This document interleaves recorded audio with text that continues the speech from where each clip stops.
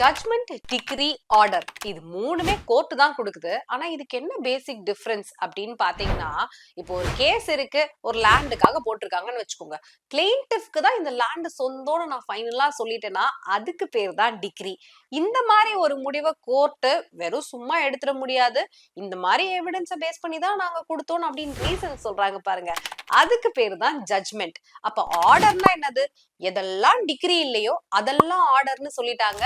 So பேசிக்கா என்ன relevance, எதுக்கு ரெண்டு பேர் டிகிரி ஆர்டர்னு வச்சிருக்காங்கன்னா, according to section 96 of the CPC every degree is appealable. ஓகேங்களா? ஸ்பெசிபிக்கா இல்லைன்னு சொல்லாத வரைக்கும் எல்லா டிகிரிக்குமே நீங்க அப்பீல் போலாம். ஆனா ஆர்டருக்கு அந்த மாதிரி கிடையாது. இந்த ஆர்டர் தான் அப்பீலபிள்னு சொல்லியிருப்பாங்க, அதுக்கு மட்டும் தான் நீங்க அப்பீல் போக முடியும். சோ ஜட்மெண்ட்டை 2 clause 9 ஆஃப் சிபிசி, டிகிரியை 2 clause 2 ஆஃப் சிபிசி, ஆர்டரை 2 clause 14 ஆஃப் சிபிசில டிஃபைன் பண்ணிருக்காங்க.